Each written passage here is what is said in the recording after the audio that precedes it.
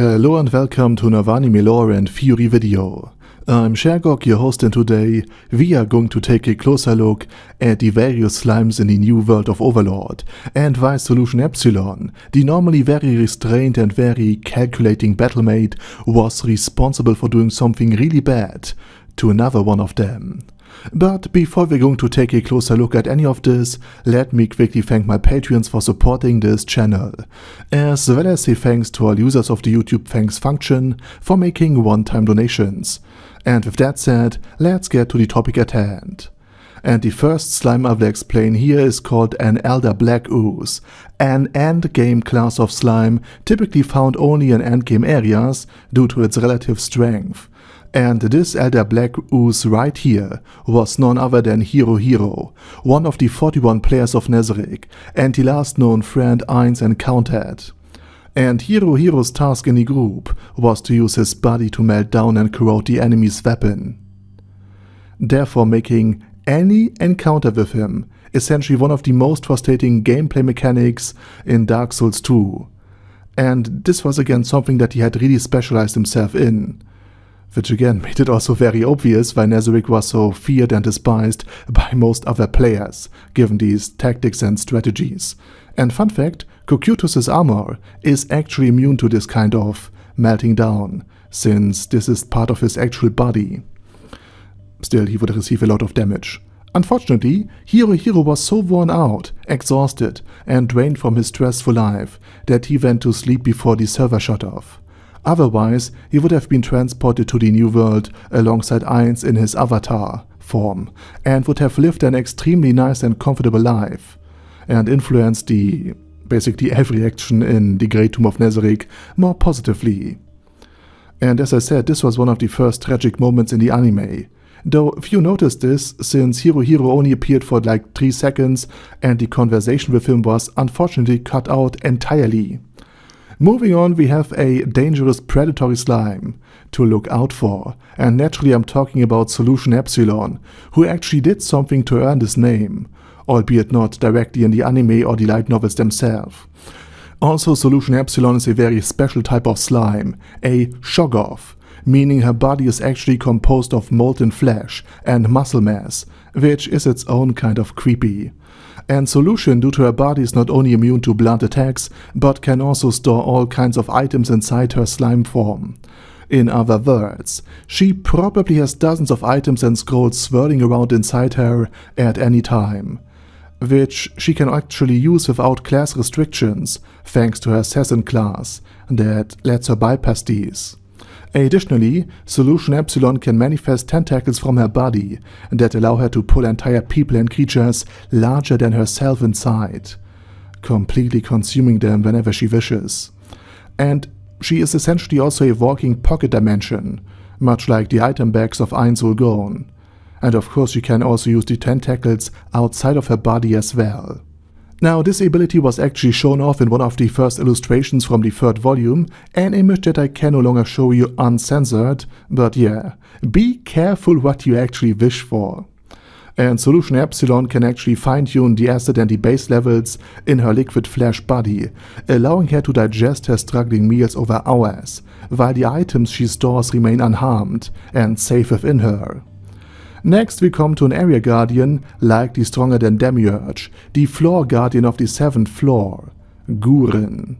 And Gurin is an abyssal hellish slime, so essentially a slime from the deepest pits of hell, which makes this slime a very high class one as well. And he resides in the great magma river that flows through the 7th floor, and in this area he is at a significant advantage as a fire fiend, liquid-based being. He would also be one of the worst enemies in any Souls game, given the lifestyle and the fact that he was actually one of the worst in the old Monster Hunter games. I mean, imagine fighting a Lavazioth from one of the early Monster Hunter games, and then he just pulls you into the molten rock stream and that's a game over. And again, Gurin's strategy is pretty simple and highly effective. He uses the obvious tactic of letting the enemies sink into the magma stream or actually pulling them in. And furthermore, there was also a special task given to Gurin, as he was to burn the remains of the people of Riesta's. whether they were alive or dead, after Mare buried around 1 million people under the rubble and ash of what was once the capital of the Kingdom of Riestais, to prevent the outbreak of diseases. Gurin is also likely one of the strongest beings in the entirety of the Great Tomb of Nezarec. That isn't at level 100. And this is simply because, as an area guardian, Gurin should be fully combat-oriented. And next we have a pet NPC, a slime specifically used to penetrate the marble-white body of a certain individual, filling every nook and cranny. Naturally, we're talking about the bathhouse slime Myoshi, who serves as the personal bath assistant to Gon, helping him to thoroughly clean every nook and cranny of his body.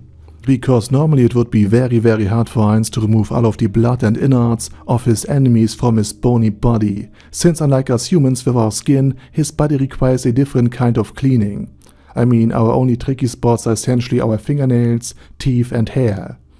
But for Heinz in his new body, bathing is a brand new challenge, and this is something I find fascinating about Overlord, as even these small, seemingly insignificant details are illuminated and integrated into the larger story, helping to develop other characters, and in this case it was Solution Epsilon, and she was so envious of Myoshi that she simply absorbed Gon's personal bath slime into her own body. Luckily, Myoshi was only absorbed into her body and held there prisoner, not dissolved or eliminated, something that could have otherwise much graver consequences for Solution Epsilon than just having to release Gon's bathing accessory, once Heinz noticed what was happening. But as I said, I actually enjoy that this usually very cold and composed Pleiades battlemate, Solution, also has a darker side that she actually reveals within the Great Tomb of Nezarec. And it turns out that jealousy over Heinz's attention seems to be an effective way of bringing some disorder into the Great Tomb in general. Anyhow, Myoshi is doing fine today and can now say he has once been inside Solution.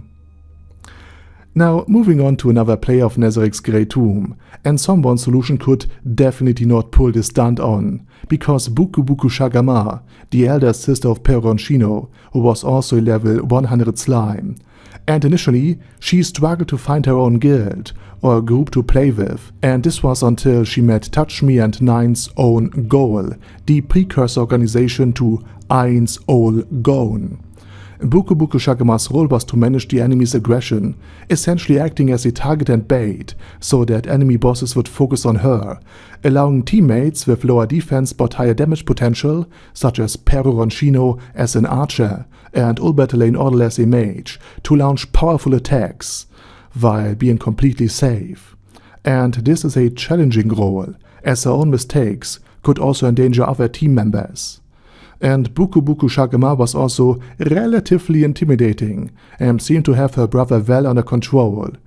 She could also use her voice quite well, as in real life she was also a voice actress, something Shelty admires and sees as a profession that breathes life into other beings. And naturally for Shelty, who was created by Buku Chagama's brother, this is truly an awe-inspiring skill. And with all of that said, let's move on to an interesting invention. In the Middle Ages, hygiene standards weren't as high as they are today, and don't get me wrong, it wasn't as bad as Hollywood often depicts it. But without understanding what bacteria or viruses are, people had little defense against any of them. However, if people from our modern world were to enter a fantasy world, they would of course understand what a sewage system is and why it's important, especially Japanese people who have a strong emphasis on bathing and cleanliness, as bathing culture is an essential part of life there. So it makes a lot of sense that in human cities there are now sewage systems in place, though without treatment plants or magic, so you need to find another way to get rid of the waste.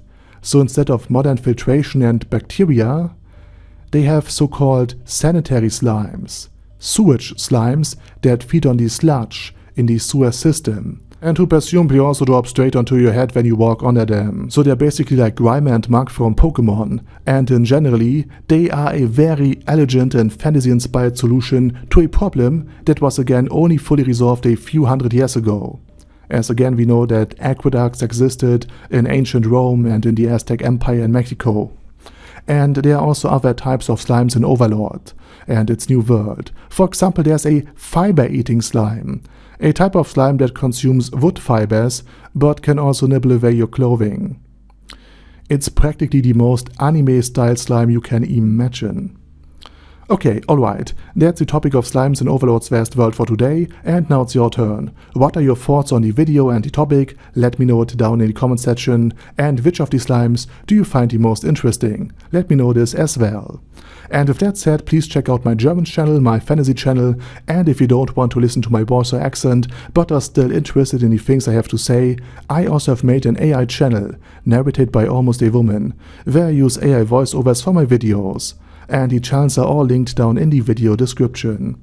Also, please check out my Patreon if you want to support me beyond just leaving a like or sub. And with that said, I say thank you very much for watching, thanks to my Patreons for supporting this channel, and special thanks to Ada Daddy Ada, ASK, Bad Guy Ye, Bad Burrito 316, Bezer, Ben C, Brandon D, Chrissy, Crowley 0221, Sia, Crystal Prime, Dead Slime, Death is Mercy, Deathless Dragonlord, Demon Xenomorph 1987, Devin Downen, Ding Dong, Dan Pep, Dragonlord Placido Saxophone, Duckwagon, Dunkler Krieger, Dystopia, Dystopia II, Enigmatic Unicorn, Feral Shivan, Guy with That Head, Hector Marino, Hoss, Huster, Jacob G, Jana B, Jason, J. Morris, Chromius, Kyle R, Lee K. Long, Legendarius, Lelouch V. Britannia with a Mustache, Lexus Fox, Lord Nishikian Rai, Lord Touch Me, Lofrazer, Merovec, Mr. Shoes, Mr. Tweaker, Michael R, Michael Y, Nope, Oh Hell No, Normal Toad, O'Kill, Overlord General Gasper, Paddy Pantum, Personage, Ruru, Primus 11, Rhinomere, Cune Caracos P, Shergox's Daddy, Shadow Lightning Wolf, Shrine Keeper, Sir Axolotl, Super Tier Magic Batista Bomb, Supreme Cheese, Staris,